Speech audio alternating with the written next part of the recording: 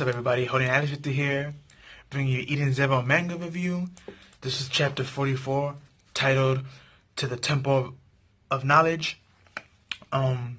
This was a very interesting chapter, especially how it starts off. I'm not sure if you all remember her, but we get Zenobia, or Zenomia, I should say. She's the narrator of our story, and this is probably like the third time or fourth time that we get her, and she always pops up in the end of the chapter, the beginning of the chapter, and she explains certain details to us in a narrative standpoint. And I love how Mashima has her. She kind of looked like a fusion of Wendy from Fairy Tail and the other girl from Fairy Tail. She was in Sabretooth's Guild. The chick, Minera. She kind of reminds me of like a fusion of those two. Don't know why, I just think of those two for some reason when I see her, but she was like, "How did you like the arc? Was it pretty sadistic?" She was like, "Oh, what did you guys say? It wasn't sadistic at all?" Well, some people would have different views on certain intakes and certain things that happen and stuff like that. And she was like, and as she's explaining that, she gets a knock on her door, and she's like, "Oh, I got visitors. Well, see you later, guys. I get visitors too. Enjoy the chapter." And she leaves to, do her thing. And when I'm reading this, I'm like, what relevance does this have? Because every time she appears, which is just like her fourth time, it's for a good reason. She doesn't just appear for no reason. And especially how she said, "I see y'all later." And I'm like, that's kind of like, I understand later mean like any time after tense, but it was just like this weird feeling while reading this. But just keep that in mind. But as we go through this chapter, we have Shiki and his gang on the ship, and they're messing with this machine that lets them switch their clothes. And if y'all remember, Homura made a bet with Wise, and now that she lost, she has to keep her deal of the bargain. Which, the deal was if she lost the bet, she had to wear a bunny suit. So this machine took her measurements, and they gave her a bunny suit. And then he started messing with the control panels instead of giving her different clothes. And Hermit is there explaining how to use the machine, and she's like, you can even disfragment certain parts of clothing that you don't want. And he was like, "Oh, really?" But Rebecca took out her gun and put it to his head, and he was like, "Just kidding." And he didn't do what he was thinking of doing, which they ain't say what he was thinking of doing, but he's a guy, and most of us that read manga are usually guys, especially Fairy Tail or anything Hiro Mashima related, so you can imagine what he was thinking. But as you see in one of my thumbnails, she comes out and she has like a kimono on, but this kimono is hooked up to be a little bit more sassy, or I guess you could say fan servicey. Like the top part is more down so you can see her boobs. She has a necklace on. The back part is a little bit open, and she has like little fluffy bunny tail. She has red bunny ears on. And in the end of her kimono, she has like these weird symbols of petals, which she can use to enhance her magic, I believe, or summon her flower, something like that it was stated. And everyone liked it, even she liked it. So then, as you see in my other thumbnail, everyone decided to switch their picture. And then Witch and Sister was like, it's been years since we switched our clothes. Shiki, what would you like for us to wear? And Shiki was like, "I want you to wear the maid dress." And Rebecca was like, "You can't make them wear that." But since they respected, Shiki as the next Demon King, they actually did wear it. They were considering it. But then Shiki was like, "Wear whatever your ladies find best, since you're a witch and a doctor." And as you see in my other pic of the thumbnail, we get to see them, and everyone fell in love with their new dress designs. And we get to see Witch's face, which she has a very pretty face, which was brought up by everyone in the chapter. Everybody was flabbergasted when they saw her face.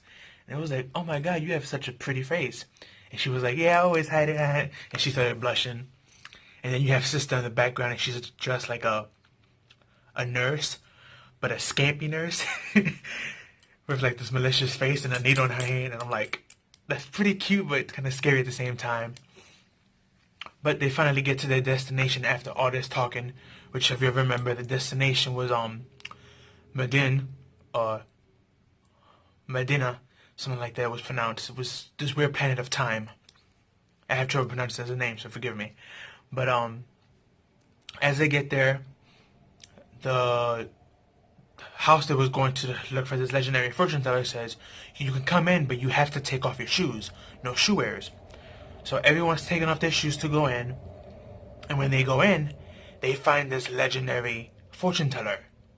And it's the Oracle that knows everything. And we get to see her pictures. You also see my thumbnail. And guess who it is? It's the narrator. And I'm like, wait a minute, hold up. You telling me that this legendary fortune teller, which is Oracle, and our narrator are they both the same person?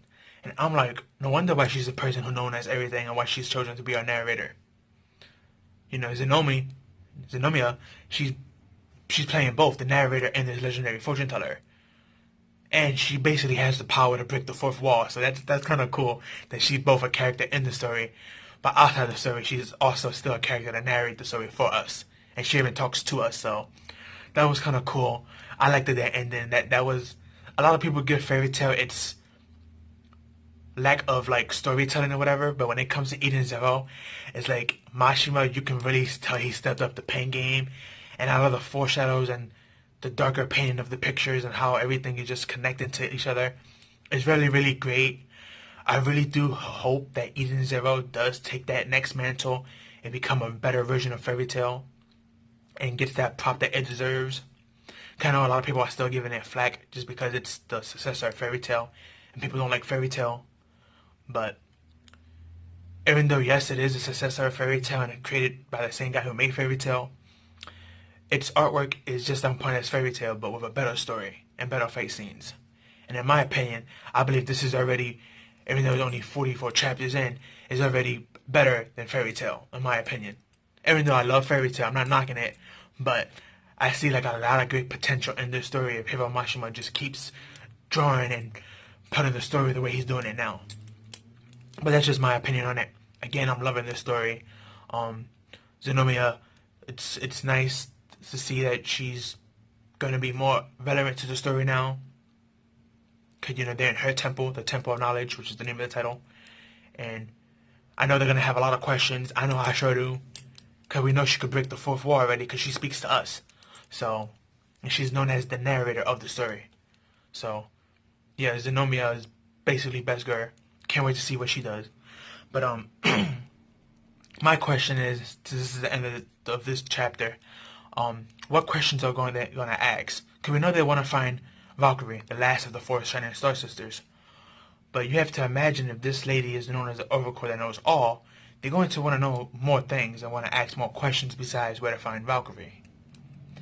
If it was me, I would probably ask about the legendary warriors, my parents, you know, because Shiki doesn't know his parents, he only knows the Demon King.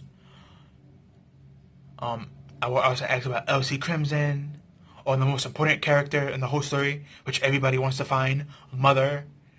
Does she exist? Is she real? Where she's at? How to get to her? Stuff like that.